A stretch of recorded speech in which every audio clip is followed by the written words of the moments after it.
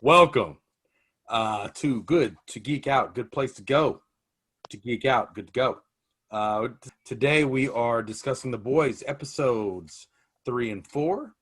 Got four buddies with me today. Pretty excited. Still introduce some characters and some concepts at this point. Boys season 1 came out last year, but we're covering concepts to hopefully make you want to go back and watch it and see through different eyes. Editor, San Antonio. Jay, Night Thrasher, California, Los Angeles. Rob, Boba Fresh, San Francisco.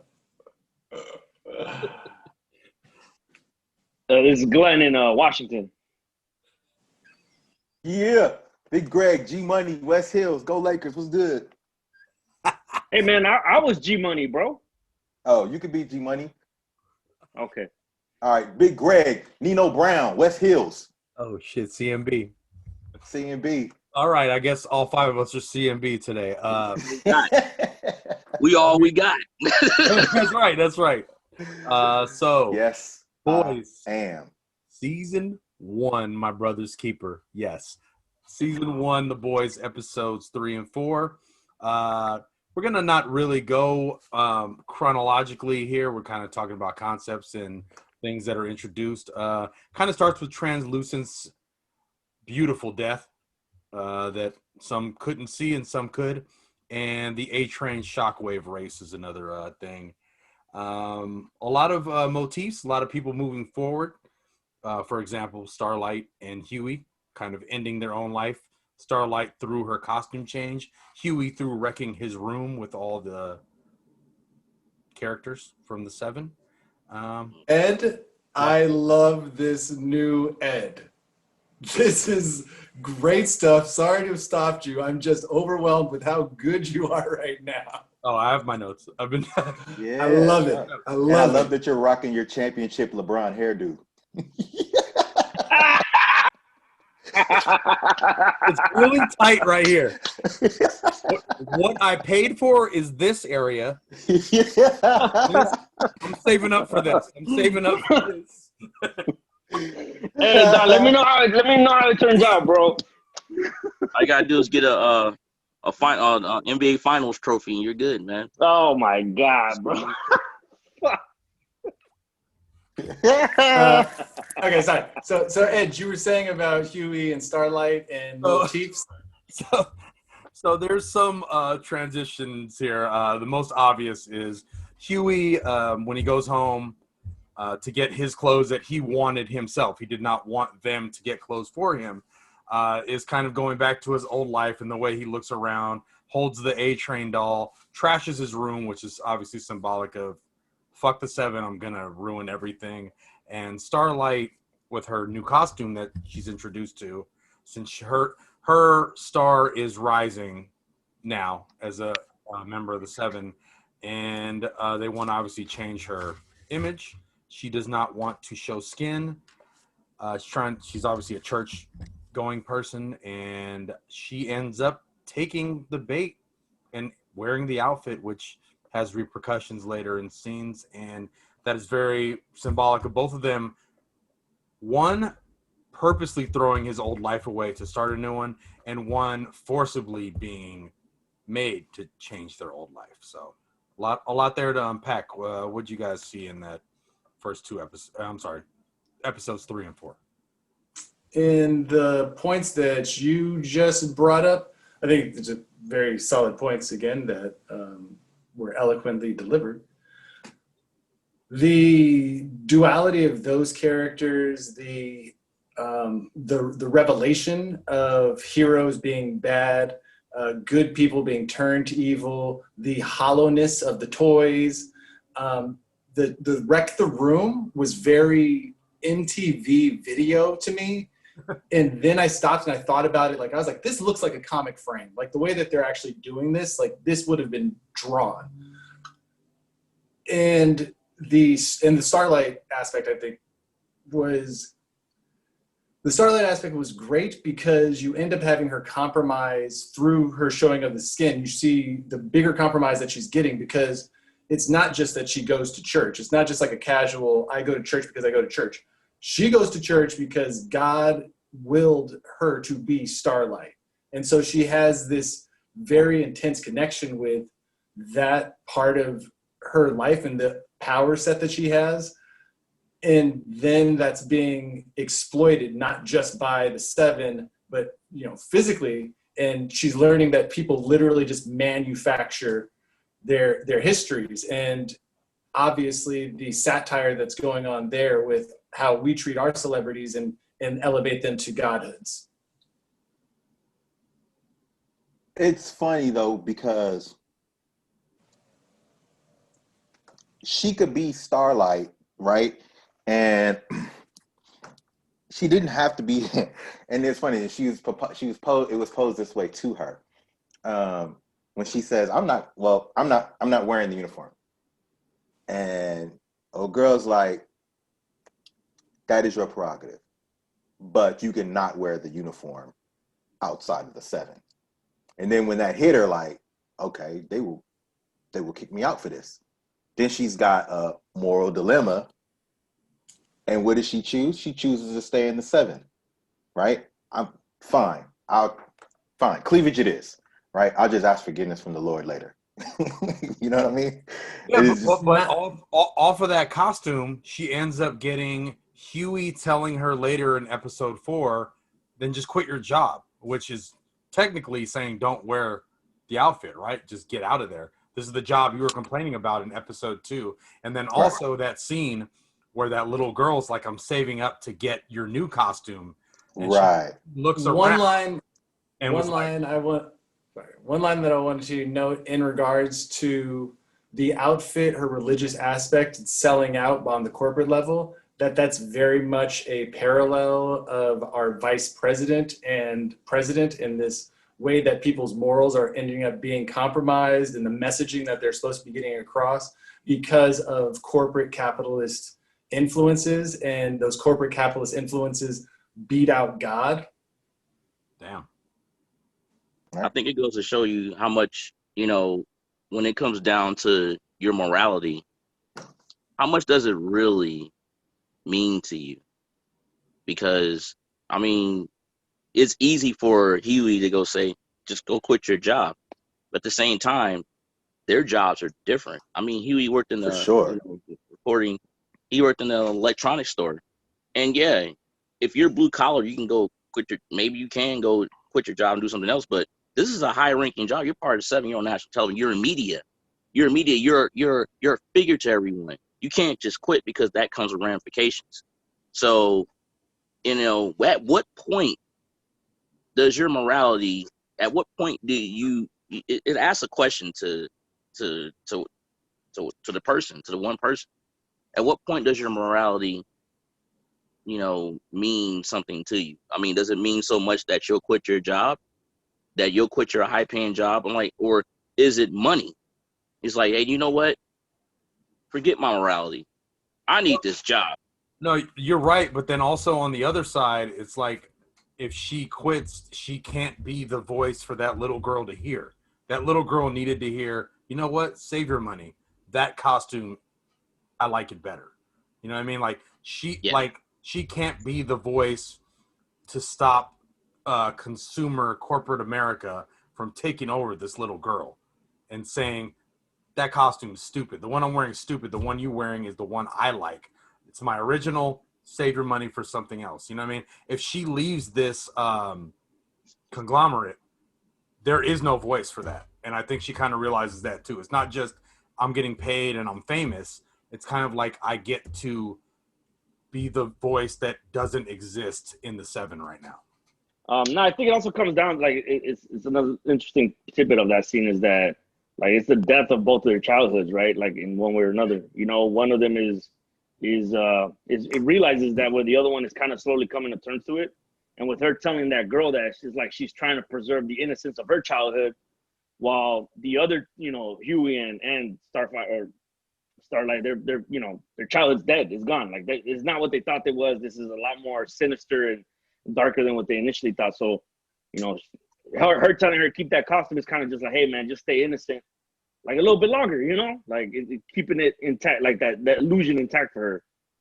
And It then also shows hold on, and then to Glenn's point about that illusion, you have Pop Claw on the other side, where the sexuality has gone to the fullest extent, where it's been completely to the point where people are like, oh, you were in this movie? First of all, Mother's Milk, fucking introduced. Yeah.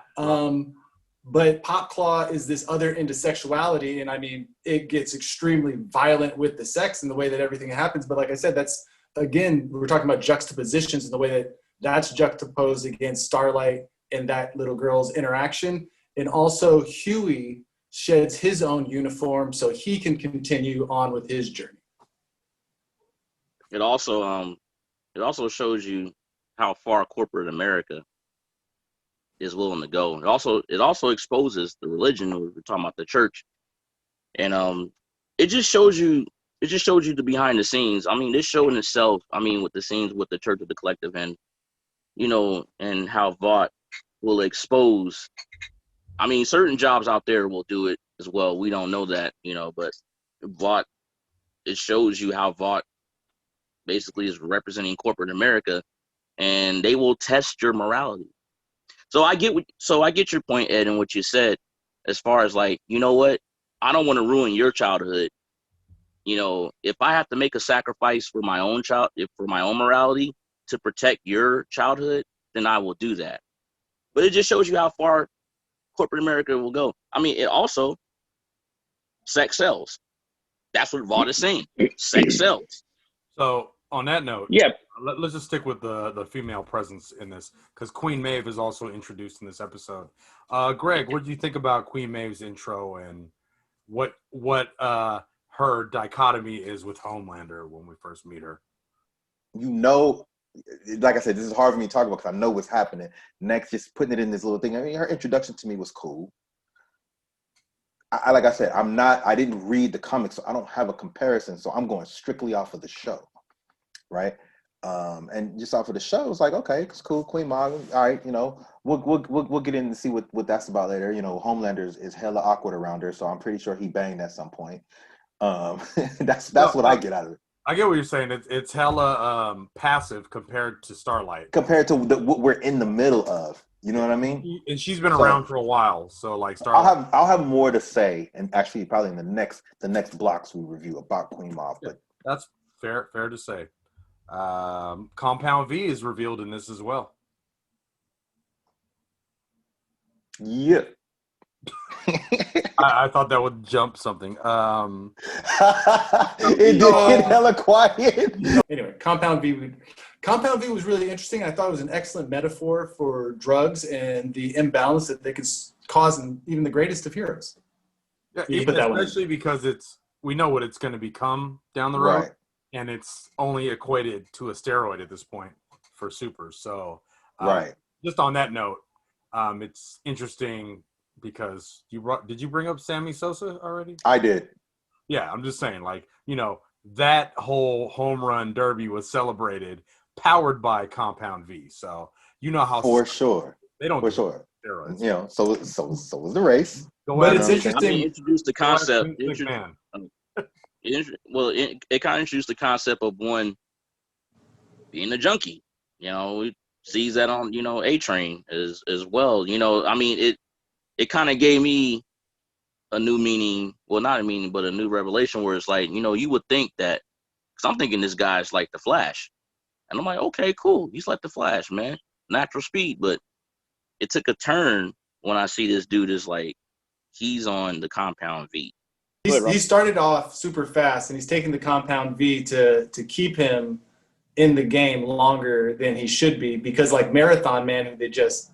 like other speedsters, their bodies just break down because the human body, no matter what, isn't designed for that type of speed. Yeah. So in his mind, he's using Compound V not as much like Sosa and Canseco, but more like Bill Romanowski. I got to keep up with all of these black athletes, right?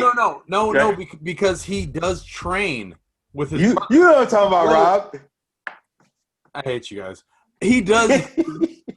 Why are you trying to bring the real world into this big shit? That was hilarious. I'm sorry. No, but I think it also does kind of like what those events, what happened after those events, the home run race, Lance Armstrong, all of that stuff, Barry Bonds, it does all of that. We all want to believe that humans are capable of more, right? Or like these great feats. And then the introduction, like, you just come to realize that they're just a bunch of cheaters, bro. Like, and I feel like, Compound V, you're like, man, that's crazy. How do these dudes come, how do these superheroes or these super beings come to life here in this, in this universe? And then you see it's like, oh, it's just more of the same, bro. Like, people are just, it's just drugs. Pretty much. With all due respect, Sammy Sosa used the court back. He didn't really use, what? Still cheating. Sammy Sosa sponsored by The point Clorox. was cheating. Yeah. Sammy Sosa is currently sponsored by Pepto-Bismol. That food is straight pink right now. That food But I think sponsored that by they do a good Clorox job. and Pepto-Bismol, homie. Yeah. But I think that they do a good job in showing, as opposed to it just being roid or roid rage, Pop Claw is like, this is recreational. So we're also seeing, like Night Thrasher was saying, this recreational passive use, these heroes who morals are again compromised in the way that they're supposed to be set up. And of course, we're so used to deconstructing our heroes, and Superman's sad, and I have a black S on my chest, and I broke Zod's neck, spoiler. And that when we get spoiler. a really great deconstruction like this, it kind of overwhelms us at the same time by its underwhelming unassuming-ness. To the Queen Maeve thing that Greg was talking about, I think the fact that she's not wondrous is the thing. The fact that she is downplaying, the fact that she is like in the comics, she's way drunk and there's a more hostile take to her. But in this, I think the fact that she's not Wonder Woman and Homelander's obviously not Superman. So you see the perversion of these two characters almost to an extreme. Obviously with Batman Black Noir being the ultimate extreme where I don't even talk. I don't even tell people I'm the fucking Batman. Did anybody else just see the ghost that flew through Night Thrasher's screen? Yeah, dog. All night. It's been freaking me out. On that, No, I would like to address Rob's comment last episode about heads exploding and how interesting it is the way that they make heads explode. Pop Claw taught me a new definition of to smash. I see what you did there. Yeah. And then we also get the Butcher backstory, which was pretty interesting. Is it wrong because I'm attracted to Pop Claw, man? I was gonna say one more thing about the Compound V. Like, when I first heard the Compound V, it kind of reminded me of one thing, and I'm just gonna, for people that watch the CW shows, it put me in the mind of Velocity 9. If you watch The Flash. Velocity 9 is a drug that speedsters use to get more faster. But Compound V is so much more because anybody that's a suit that can use Compound V. They're all like, they're brush strokes of archetypes done really well, except for Aquaman, where they really go in on the deep. They make him so dislikable, and they make him such a bad person that when the shit happens to him, you're just like, nah, I'm okay with that. And that's good writing. It's funny you bring that up, because that was like one of my points here is the whole Deep, when he realizes how unmarketable I guess he is, he starts trying to do like the Ocean Land thing and tries to start being a better person, but like you said, he's not a good guy. So it's him just doing very shallow attempts at being like a eco warrior. Yeah, Deep is being shallow. That whole scene with the dolphin is just amazing, and it's not quite the whale yet, but I mean it's definitely a teaser on it. I mean, he's so much of a perversion of Aquaman. Like, he's like the opposite. Like, Aquaman is like a caricature, man. This warrior. Aquaman is a warrior. He's honorable. This guy, the Deep, is a creep. There is a reference to the fact that he's banging this dolphin, right? He's like, "I'll touch your blowhole," or he says something along those lines. Like, yeah, they kind of give. He does something sexual with these animals, I feel. Well, and so that goes to my other point. That goes to this point, which is The Deep is horrible with people. He doesn't know how to interact with people, and things happen later on that we'll talk about that Horrible they with a dove. make him as a sympathetic person of why he hates himself and thus goes on and attacks people outside of him. But again, he's so horrible to other humans, but he's so nice to all the animals. His demeanor throughout the entire thing, his demeanor changes so much whenever he meets. He knows my name. I mean, they Are mean we well. gonna talk about the airplane scene? Oh, that's Yeah, I was waiting for that. one of you. Okay, well, you know what? Let's Homelander just showed me. I mean, I've already had suspicions of him as far as the whole, perversion of Superman. Like, but this guy, he clearly showed that all he cares about from the airplane scene, from what he did there, and to the aftermath with the wreckage, and he has no morality at all. He doesn't care. He just cares about himself. He truly showed his true colors up in there. I mean, if you didn't see his true colors through the I first disagree. three, He didn't leave Maeve. He doesn't care just about himself. He cares about other soups. Yeah, so he views humans as insects. So they're already kind of showing that he has like a god complex that he's kind of Sure. embracing and kind of coming into, right? Like, He does say we're different. Like yeah, he cares and about the ratings. the way he expresses like his, like basically like Ed said, them. He uses that like as a more of a derogatory term. Like, I mean, he doesn't. Like, it's a complete perversion because Superman is like a moral compass. Superman's everything that's right with the world or the US or whatever, right? Whereas this dude isn't. He fully embraces the God complex, or he's coming it seems like he's embracing it. Whereas Supes, he had, his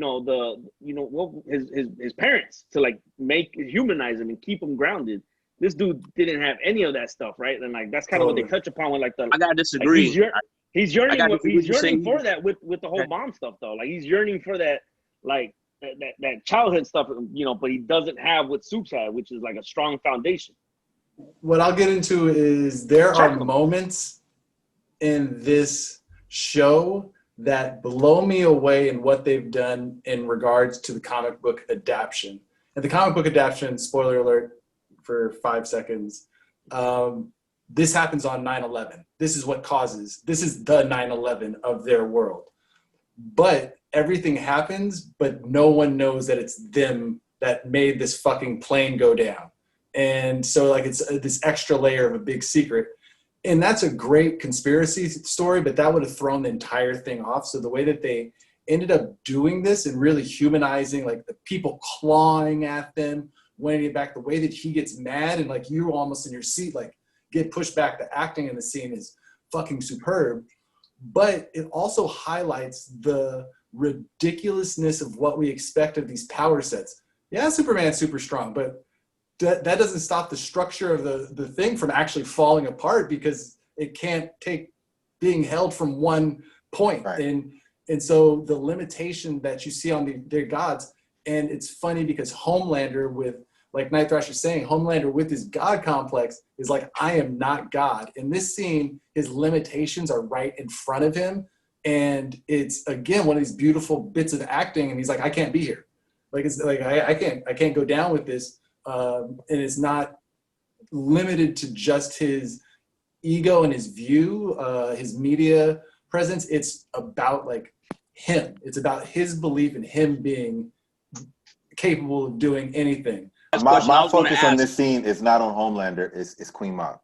So if we think back to first 2 episodes we reviewed, there's a scene right after her situation with the Deep.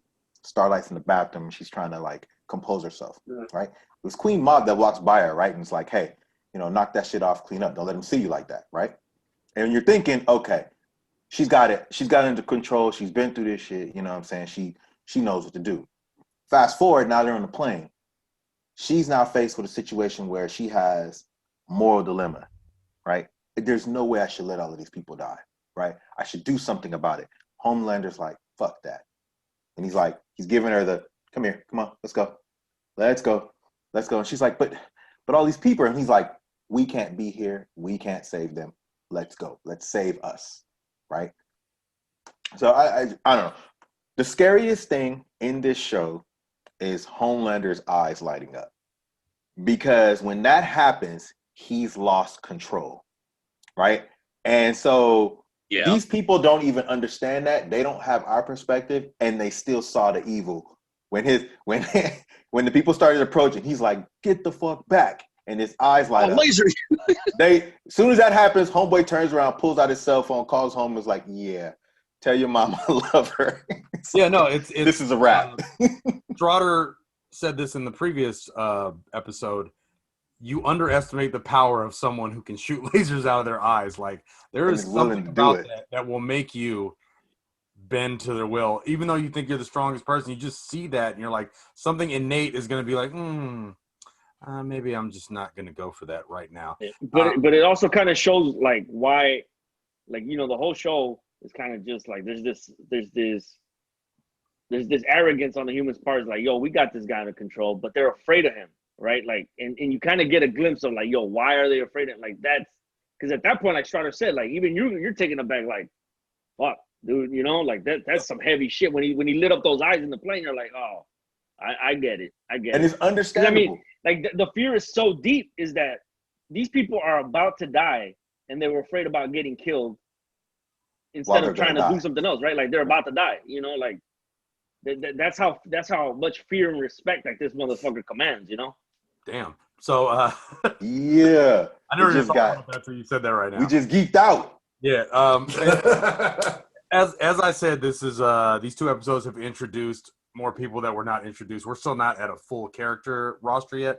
One of the main characters introduced is the character known only as the woman. The female. The female? Female? They call her the woman on the show. Oh. It's the female. Female. Yeah, the female. So the girl that's in the cage and gets let out.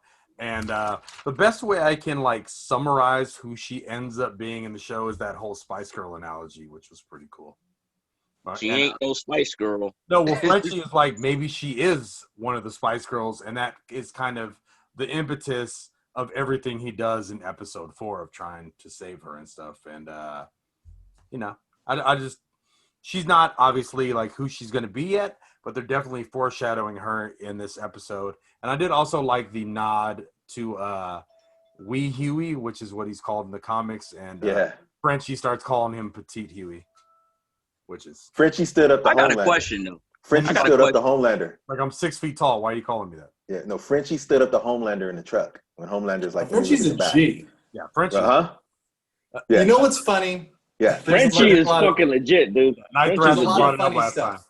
There's a lot of funny stuff I'll give, but one of the funny things is that as Americans, we are conditioned to look at the French as weak, cowards, surrenderers, and in romantic, fluffy, floof, snail-eating lovers.